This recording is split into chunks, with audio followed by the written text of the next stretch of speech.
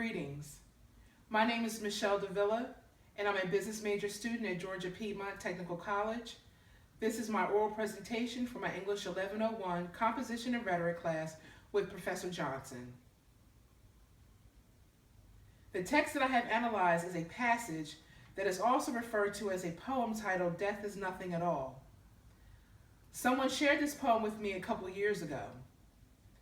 It is a powerful yet peaceful writing.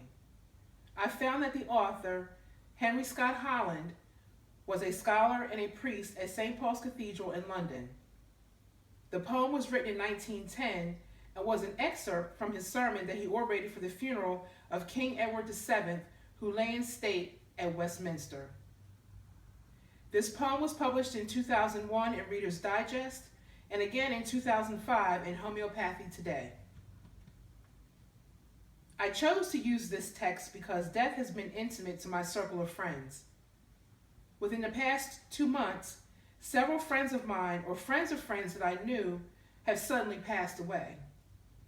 Sadly, the ages of people passing away today seems to be getting younger and younger. Even at my age, we still think that we are invincible and we will live forever, until someone we grew up with is no longer of the living. Death is swift, death is quiet. Even when we prepare for it, when it actually happens, we are never ready. This poem puts death in a perspective that calms our unsettled spirit. It provides a feeling of hope that one day we will see our loved ones again. From the first sentence, the author states, "Death is nothing at all. It does not count." We are here in our physical form for just a moment. This life we live is temporary. We are born, we live, and then we die. This trilogy is inevitable. But what we do, who we inspire, and the differences we make while we are here is what is left when we are gone. That is how we are remembered. The moment death arrives, the relationships and how we feel about the people is sealed and will never change. It is fate, and there is nothing more we can do to make it better. I have shared this poem with many friends, family, and even strangers. Everyone in this life will experience death. Is it possible to make death easier to cope? I say yes. And to do this is very simple. Nurture and grow each of your relationships.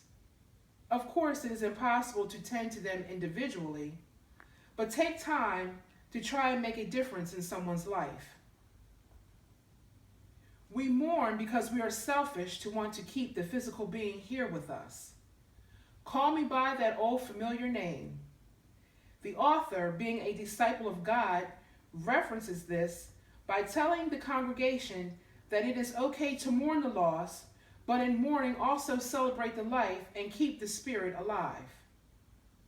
All is well. Nothing is hurt, nothing is lost. One brief moment, and all will be as it was before. How we shall laugh at the trouble of parting when we meet again. Thank you.